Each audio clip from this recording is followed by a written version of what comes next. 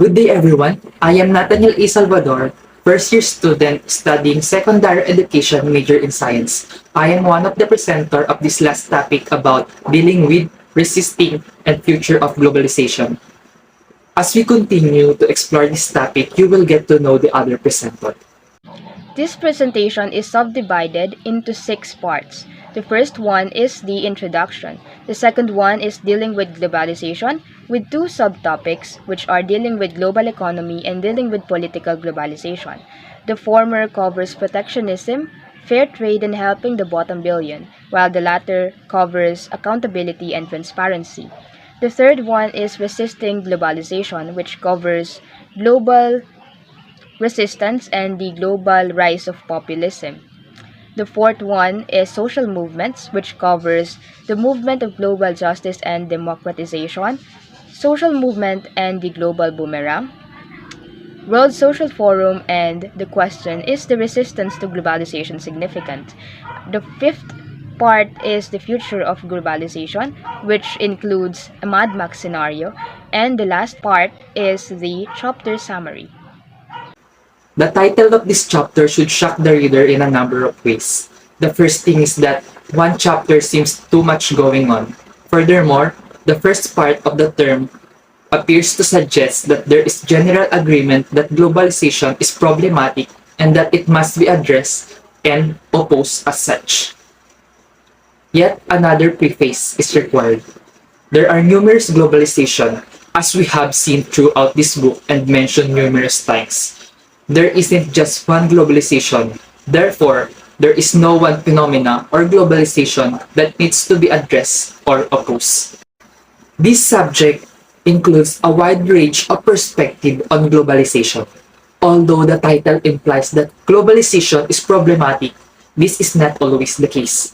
As we saw with the previous issues, globalization takes many different forms, demonstrating that there is no one approach to deal or combat it. People's reaction to growing concentration of wealth in the hands of the few versus the continuously expanding ability to distribute products and services globally within the economy vary greatly.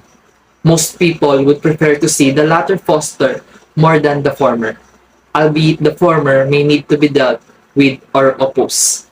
While I agree that globalization is not always a bad thing, others seems interested in how it might also have positive effects and what benefit it might still have.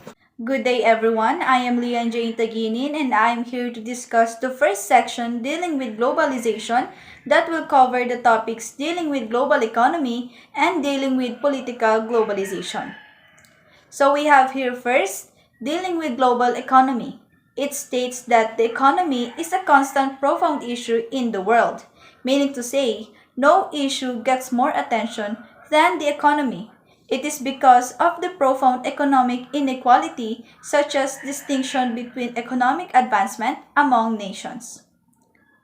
There are 3 broad ways of responding to or resisting economic globalization, naming protectionism, fair trade, and helping the bottom billion.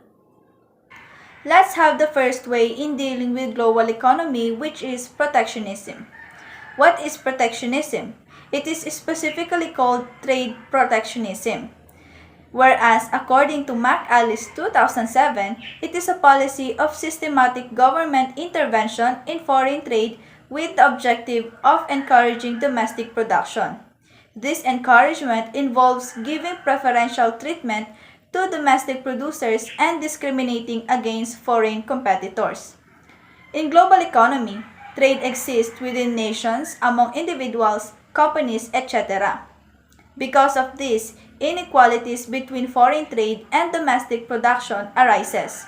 This is what McAllis 2007 saying, that the purpose of protectionism is to give government policies wherein it imposes restrictions to international trades such as placing tariffs, quotas, and product standards to help domestic industries.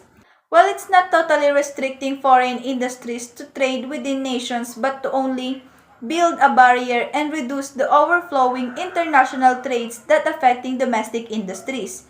So how does protectionism protect the domestic production? Aside from placing tariffs, quotas, and product standards, domestic production can be helped directly through export subsidies, which is widely used in U.S. agriculture, and indirectly by such policies as offering the tax relief to producers. So to generally define protectionism, it is the government intervention in order to encourage domestic production. Let's move on to the next topic, or the second way in dealing with global economy, which is the fair trade. Fair trade, according to the World Fair Trade Organization, is a trading partnership based in dialogue, transparency, and respect that seeks greater equity in international trade. It contributes to sustainable development by offering better trading conditions to and securing the rights of marginalized producers and workers, especially in the South and also in the North. Let me define it comprehensively. Fair trade is a system or a phenomena which creates direct relationships or trade between producers, usually in the South, and consumers, usually in the North, that provides workers with better working conditions, higher pay, increased community development, and more sustainable environmental practices. Meaning to say, from the word itself, fair trade, comparing it to the protectionism which directly rejects the overflowing of international trading through government policies and restrictions, fair trade is less extreme and it deals with inequalities or inequities fairly.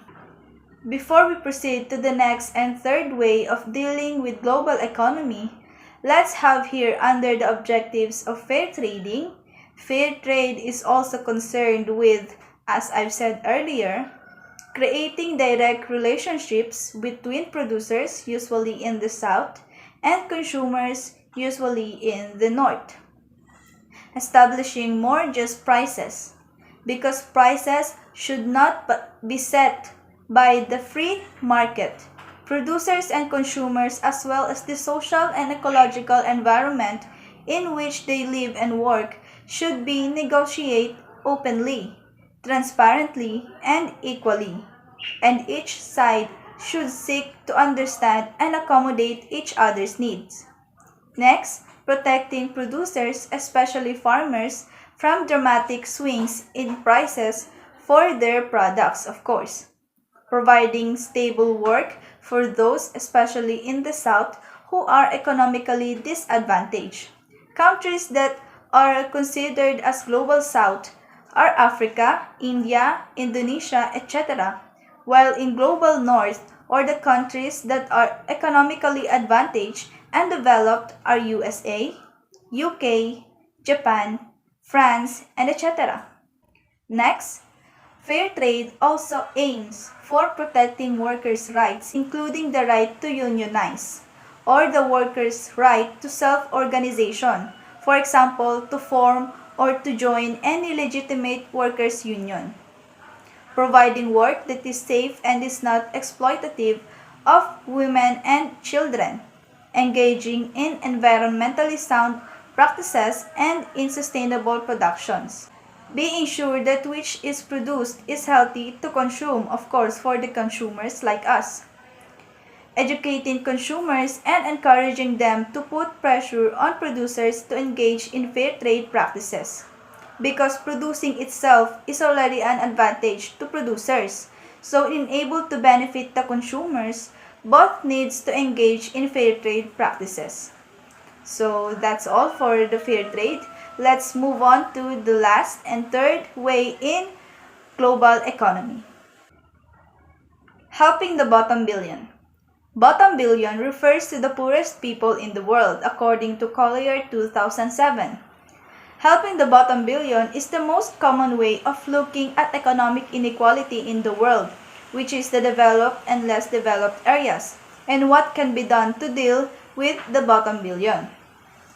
So there are several areas in which things can be done to improve the situation facing the bottom billion in the global age. The first one is the aid or foreign aid. It refers to the international movement of money, services, or goods from governments or international institutions for the benefit of the receiving countries or country and its citizens. Foreign aid can go to a variety of humanitarian functions such as disaster relief, food and medicines, and military assistance that has been seen as a critical to helping people in the poorest countries out of poverty. Aside from humanitarian functions, foreign aid also has military intervention that is useful in restoring order, maintaining peace after a conflict ends, and preventing later military coups. Now let's move on to dealing with political globalization. If there is an economic globalization, of course there is a political globalization. There is a near endless array of things that can be done to deal with global political problems. But on our topic, we will only focus on two issues of accountability and transparency. Okay, first, accountability. In general definition, accountability refers to the obligation of an individual or an organization to account for its activities, accept responsibility for them, and to disclose the result in a transparent manner. In political globalization, the issue of accountability is very important. Thus, political organizations, including nation-state, needs to be more accountable for their actions. However, they somehow decline to be embedded in it. That is why the issue arises of to whom or to what such organizations are to be held accountable politically. For example, in Chapter 5, we noted the shift for some rulemaking from states to other forms of non-state governance. This process can have the effect of eroding democratic procedures, for example, voting for candidates, enforceable laws, thus making political accountability more difficult. There are two routes to ensure accountability. The first one is to have enhanced surveillance such as organizations in order to be sure they operate in accord not only with their own rules and regulations, but also with international norms about how such organizations should behave.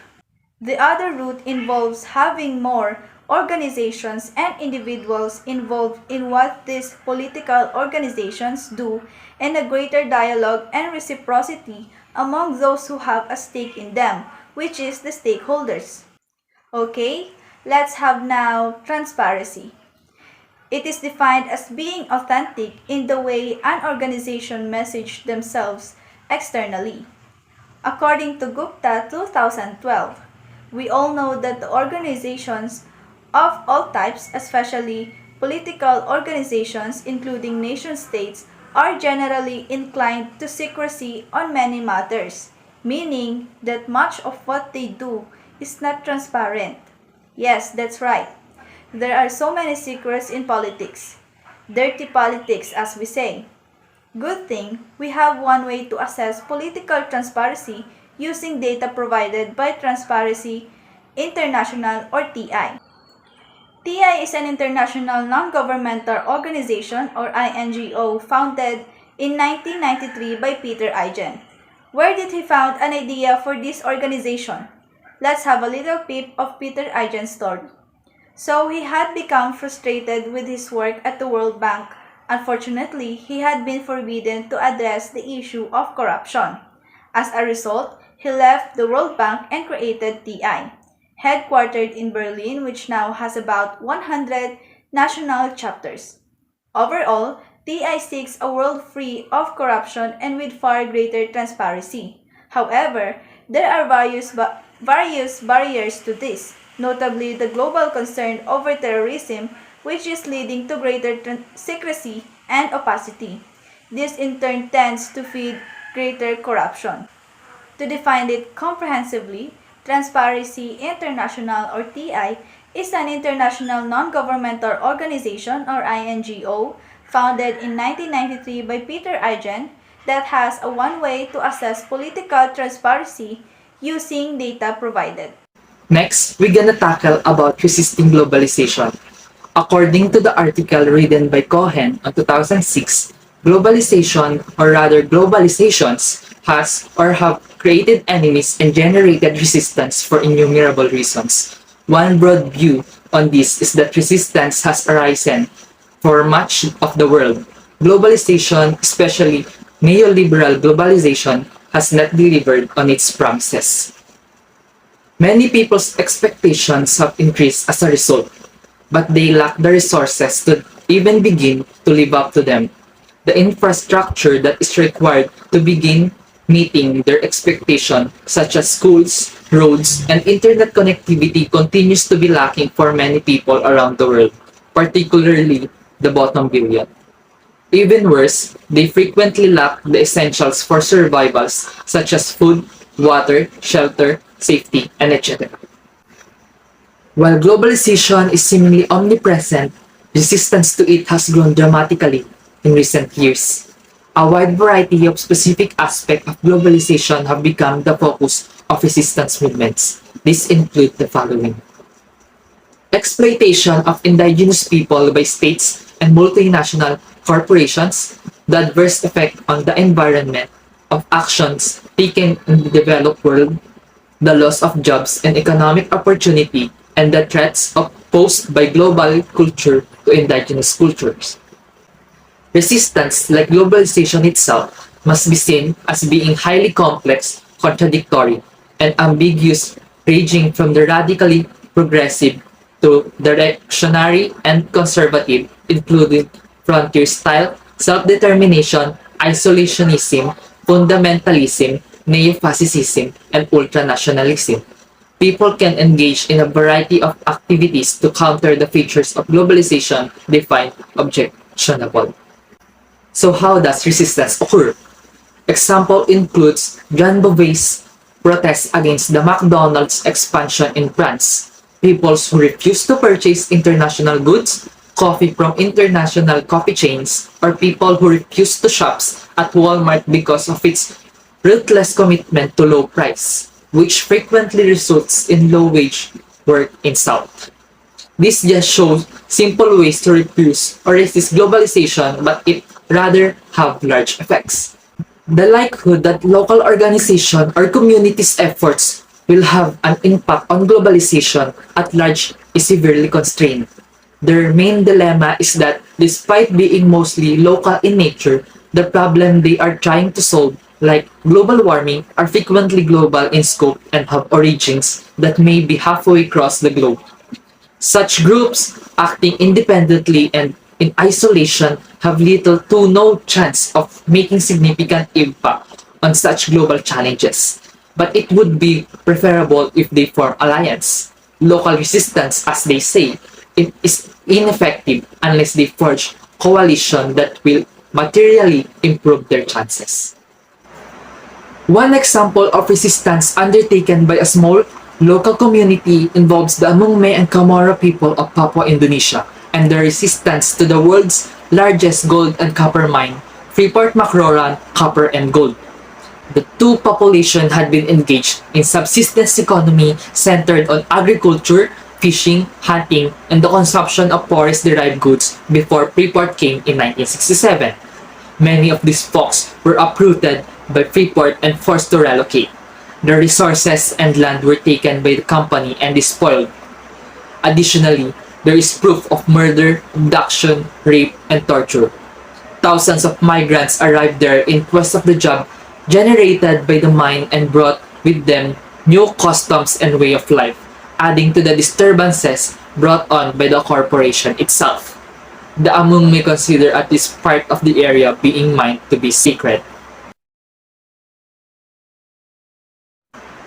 Soon after Freeport arrived in the area in 1967, local demonstration got underway.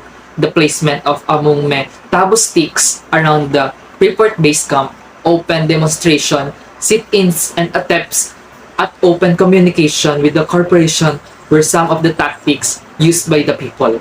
A few small compromises were made, such as Freeport agreeing to build schools and hospitals, but the core issue persisted.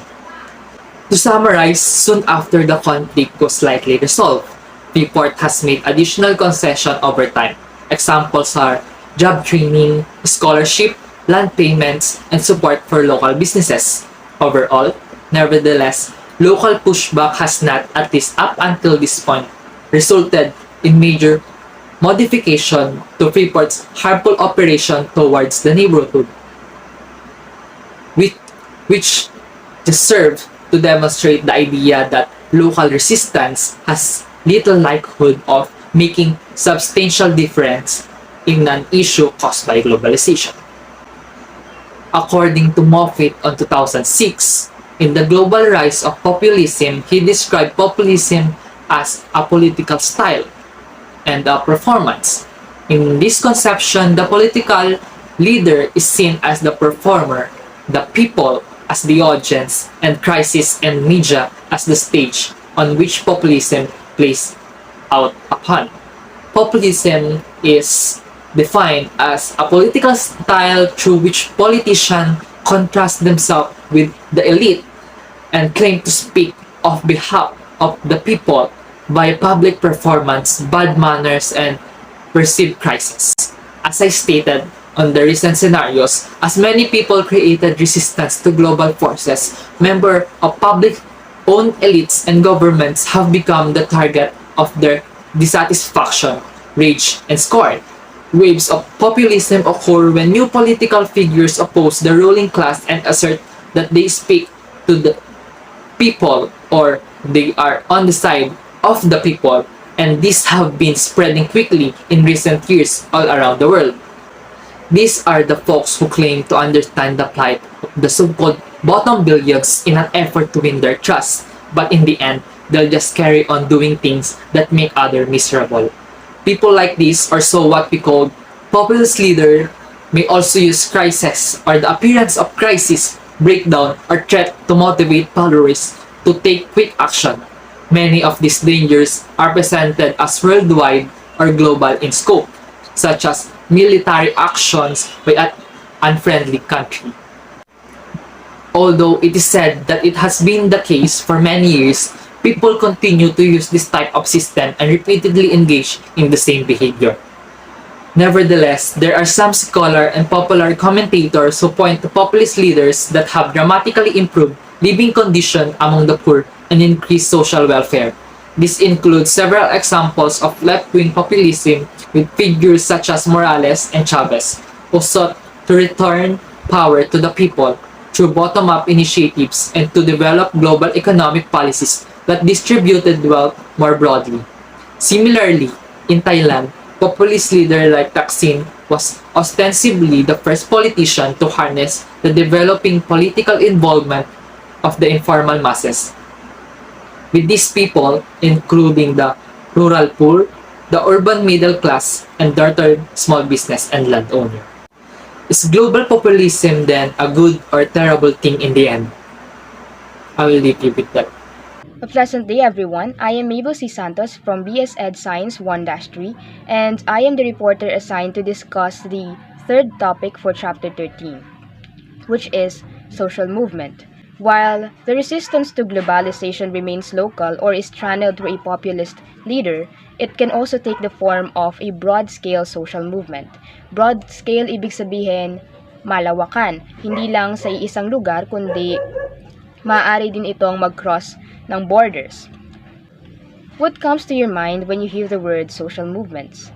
Some of you might relate it to activism, protest, and rally. Yes, they are somehow interrelated.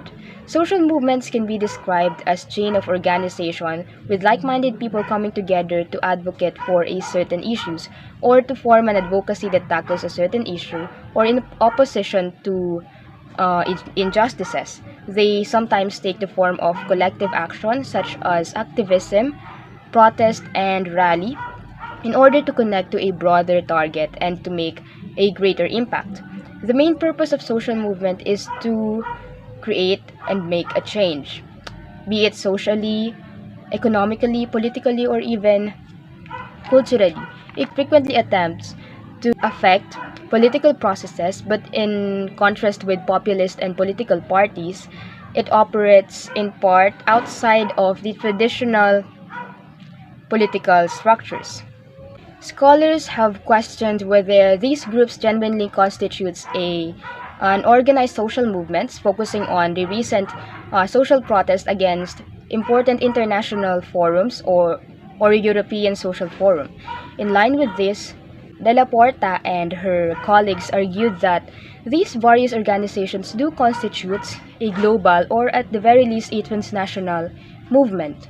There are two facts that are crucial to this argument. First is that the people and the groups involved in these diverse anti- and anti-globalization activities frequently interacts, and second is that over time these interactions become more intense. With this, they concluded that the movement for global justice is truly a organized forms of resistance. In this context, we can define resistance as an action in opposition to social, cultural, and political injustices. They also concluded that these are not only social movements but are global in nature. So bakit nila nasabi na global in nature ang mga social movements na ito?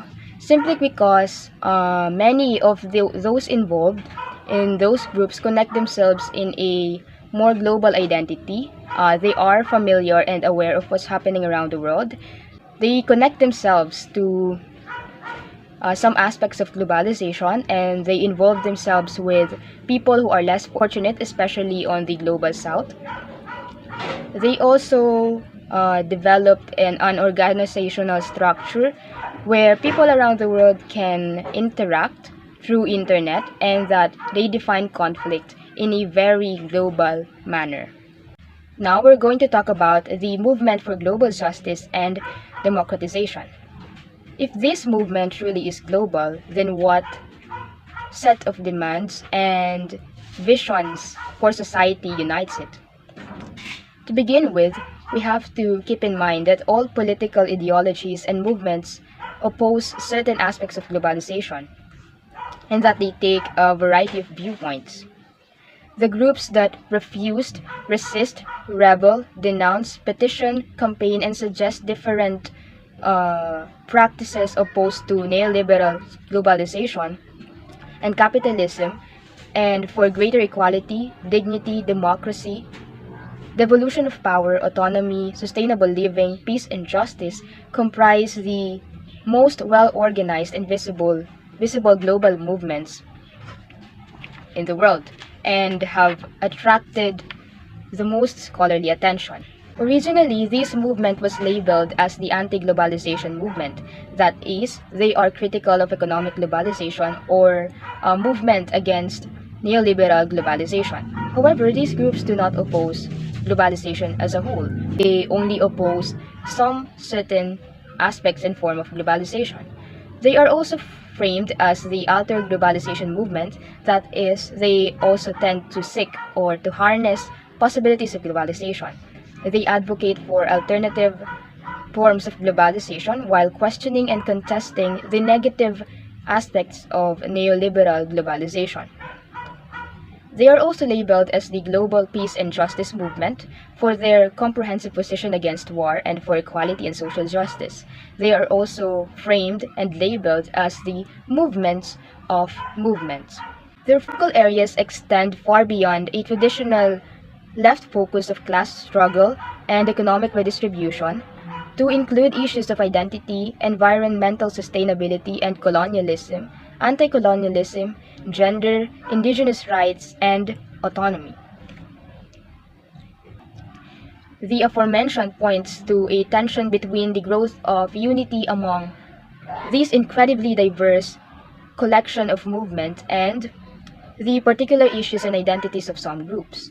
One example would be the women's movement in post-colonial period of Muslim majority countries. On the one hand, this movement is highly diverse, with Islamic feminism coexisting alongside secular feminism, and some women are not considering themselves part of any movement at all. While they might draw their inspiration from women's movement and common global framing of women's rights, these frames may not resonate with all women in these countries. They may adapt or even reject claims from their transnational partners to appeal to women in their home countries.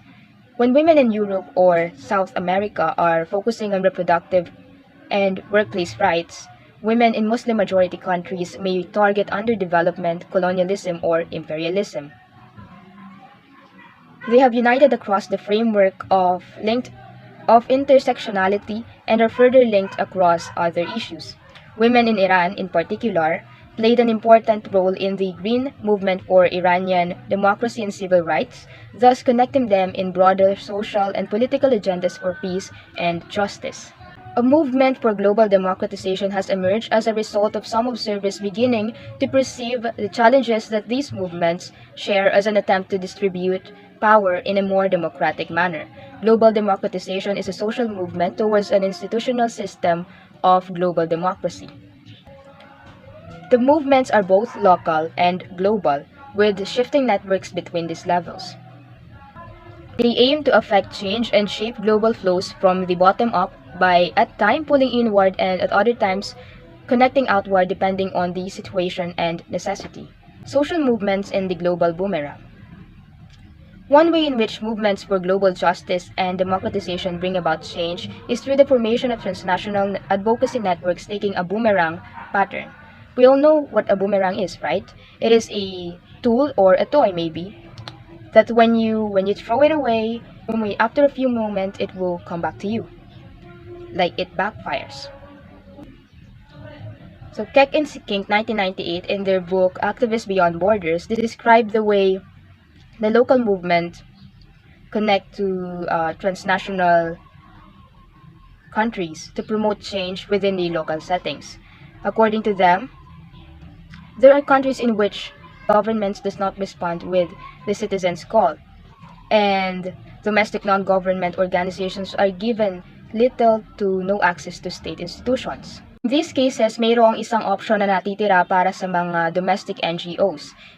Ito ay to bypass their government. Ibig sabihin, lalagpasan nila yung government nila, yung state nila, at didiretso sila sa labas ng kanilang bansa. They will cross borders and search for international organizations na pwede nilang maging ally at na makakapag-bring ng pressure dun sa bansa nila galing sa labas. Dito, reach out sila sa international non-government organizations or non-government organizations from the north at sasabihin nila doon kung ano yung problema sa bansa nila, kung ano yung sadya nila. At itong mga INGOs naman ito, ipre-pressure naman nila yung mga sarili nilang state at yung government nila na yon naman, in turn, ay ipre-pressure yung domestic government noong mga domestic NGOs na lumapit sa kanila para i-open ulit yung access na ibinlock nila. This is the boomerang pattern. From local, aalis, hahanap ng kakampi sa international level, then babalik in the form of international pressure. Na-observe din ang pattern na ito sa global justice movement na tinatarget ang mga MNCs. Aside from these patterns, scholars have also identified another pattern, which is the inverse boomerang pattern. But unlike the boomerang pattern, which is local, global, local, this inverse boomerang pattern starts globally, where yung mga international NGOs na nagkakaroon ng political problem, they seek out for local partners who can give their agenda and appearance for global support. Kumbaga dito, sa international level manggagaling yung call at papunta siya dun sa mga local partners nila, usually yung mga hindi pa marginalized or hindi pa developed, na makakapagpakita or ng agenda nila na maaaring makakuha ng global support. The inverse boomerang pattern raises deeper questions about legitimacy than the conventional boomerang pattern, but it does underscore another form that global efforts to address social problems may take. Now, we're going to move on with the World Social Forum. The World Social Forum is an especially significant development in global social movements. This was created in response to criticisms of the World Economic Forum, with some claim lacks any democratic processes in handling international conflicts and political concerns. It was also formed out of the idea that these problems and other features needed more action, effort, and attention rather than just doing street protests and rally. More positive and concrete proposals are needed to deal with such issues. Their slogan is "Another world is possible." Very idealistic, right? What this slogan is trying to imply is that there is an alternative to neoliberalism. There is another world that's been waiting to be discovered. One thing that we have to bear in mind is that WSF is actually a platform or a stage wherein people who share the same thoughts and advocacies can exchange ideas on global issues rather than it being a political movement. The WSF was formed initially and in large part on the basis of cyber activism. It is to no surprise that cyber activism, even WSF, is based on the cultural logic of networking. That is a radical experiment in participatory democracy and has evolved to connect diverse movements. This includes the creation of horizontal ties among diverse and continuous elements, astronomous elements, the free and open communication of information among and between these elements, the coordination among the elements that is decentralized and involves directly democratic decision making, and the networking that is self-directed. Is the resistance to the globalization significant? While resistance globally is generally strong and diverse, it is greatly dismissed by the supporters of globalization and believers in its continued, if not inevitable, expansion. De la Dehesa offers two empirical truths with regards to dismissing the opposition to globalization. The one is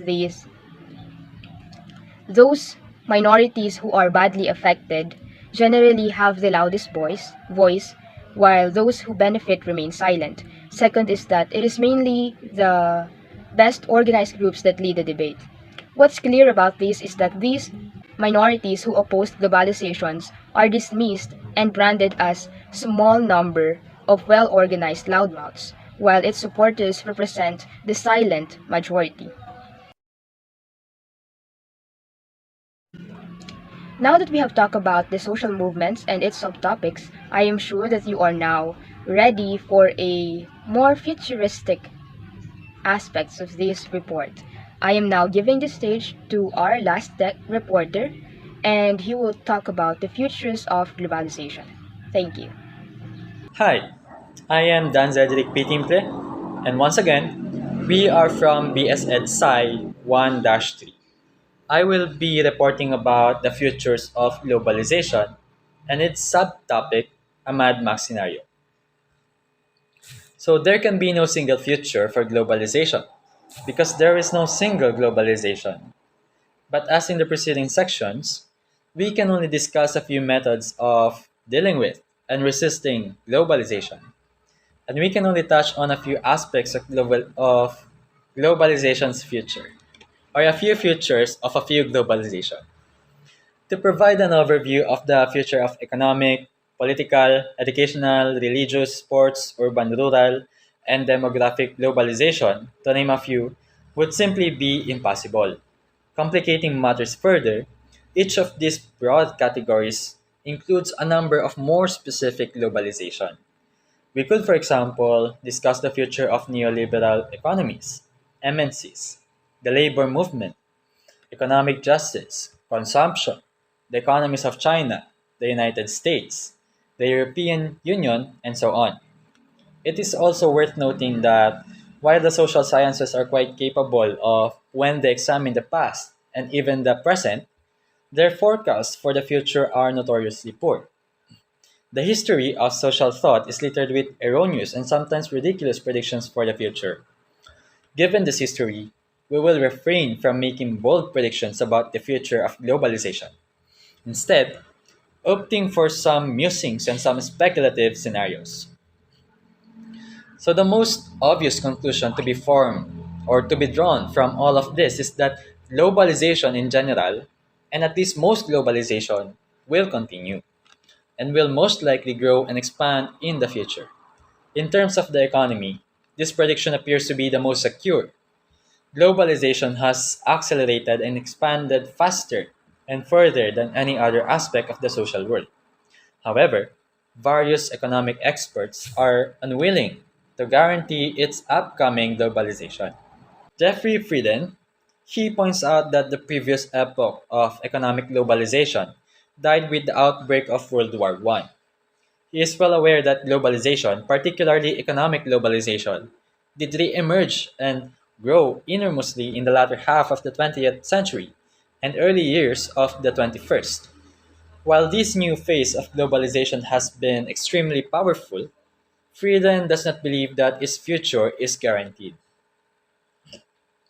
According to him, the major impediments are political in nature and are likely to come from two sources. On the one hand, proponents of globalization seek greater control over it and its vicissitudes and difficulties through improved forms of global governance. On the other hand, opponents of globalization see a need for greater accountability through the establishment of various political institutions capable of exerting control over global markets. To this, we would add that in the face of enormous inequality, some people populist forces have emerged to oppose global trade and the capital, factory, and labor flow. Such pushbacks entails external factors. From a neoliberal perspective, oversight, if not control, over the global economy in the long run could spell the end of an economy, best when left alone. The main threat to globalization, however, appears to be the economy itself. Globalization is likely to thrive as long as the global economy is doing well.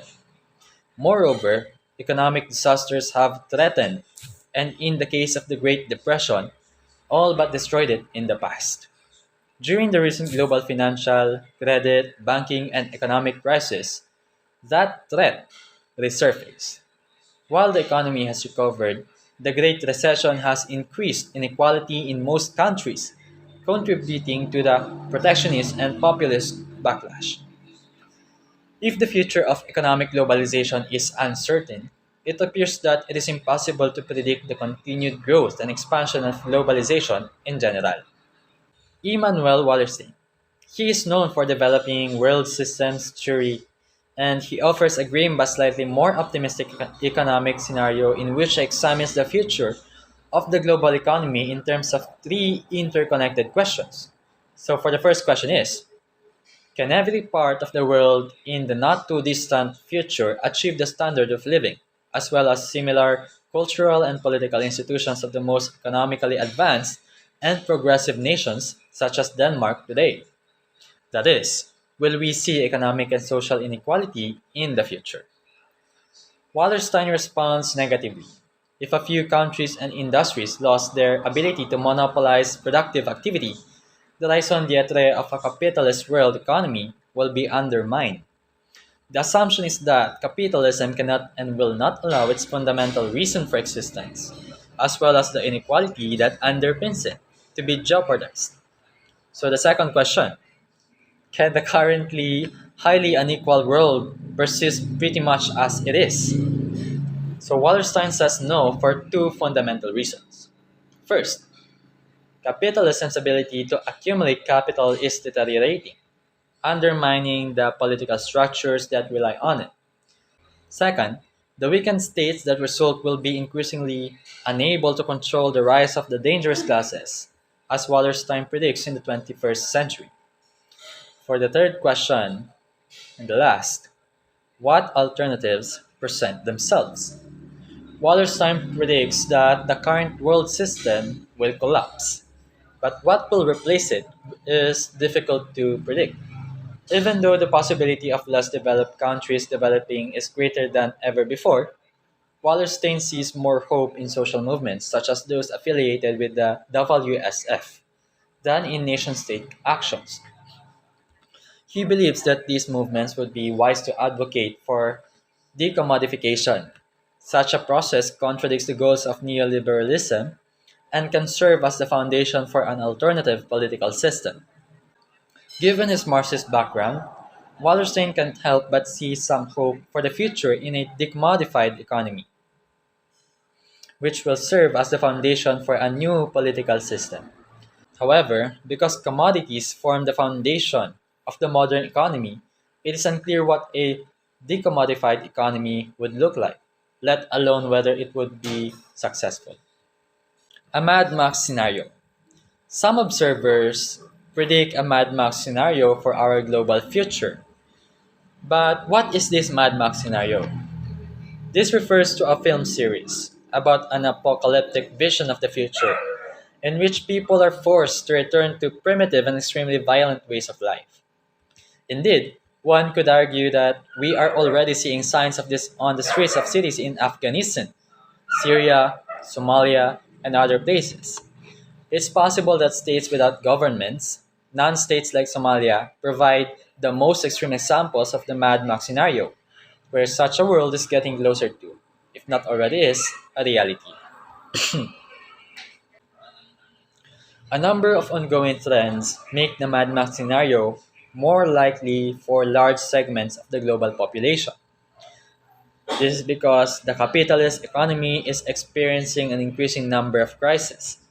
Rising oil prices, while they have dropped recently, they seem sure to rise again soon, given limitations of supply. Because of the increased cost of producing and transporting food of all kinds, this will contribute to higher food prices, food shortages, and riots, among other things. Oil supplies are becoming increasingly limited. This will result not only in higher prices, but also in battles, if not outright warfare, over the diminishing number of operational oil wells, oil reserves, and possibly oil producing countries. So, global warming. This will bring about the collapse of numerous ecosystems upon which human life and the food supply depend. Population growth in less developed areas. This will lead to pitched battles over food that is available only in limited quantities. Declining supplies of fresh water. This will lead to similar battles between the water haves and the water have nots. Rising sea levels. This will displace large numbers of people from islands and coastal areas. Sea level refugees will move inland, where they will come into conflict with residents unwilling to give up or even share their territory. So, other factors that could lead to a Mad Max scenario include the following: nuclear exchanges, leading to nuclear war, and possibly to a nuclear winter. What is this nuclear winter? Nuclear winter is the term for a theory describing the climatic effects of nuclear war. When nuclear winter happens, the temperature would dramatically go down, and the extreme cold, high radiation levels, and the widespread destruction of industrial, medical, and transportation infrastructures, along with food supplies and crops, will trigger a massive death toll from starvation, exposure, and diseases. Another is the collapse of a nuclear power. This could lead to a series of events through which nuclear weapons fall into the hands of terrorists or other rogue elements. And lastly, but not the least, the explosion of a dirty bomb in a major northern city. What is a dirty bomb?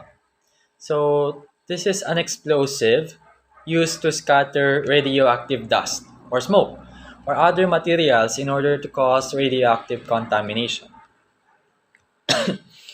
So, this would devastate the city, primarily by creating high levels of radiation that would linger for a long period of time, making at least part of the city uninhabitable. It would also lead to retaliation, likely involving nuclear weapons, against the presumed perpetrators. Such bleak scenarios have no end. There are undoubtedly many more yet to be imagined. Any one of them, let alone a combination of them, has the potential to bring an end to the current era of globalization. Just as previous cataclysms, World War I and the Great Depression did. So, chapter summary. There are many different types of globalization. While some must be resisted, others should be encouraged. There will inevitably be multiple futures for various globalizations. At least three approaches to global economic resistance exist. Trade protectionism entails systematic government intervention in foreign trade, such as tariffs and non tariff barriers, to encourage domestic producers while discouraging foreign competitors. Despite widespread agreement on its inefficiency, protectionism remains popular because it protects the domestic economy from systemic shocks. Fair trade, in contrast to neoliberal free trade principles, seeks a more moral and equitable global economic system in which, for example, prices are not set by the market but are negotiated transparently by both producers and consumers.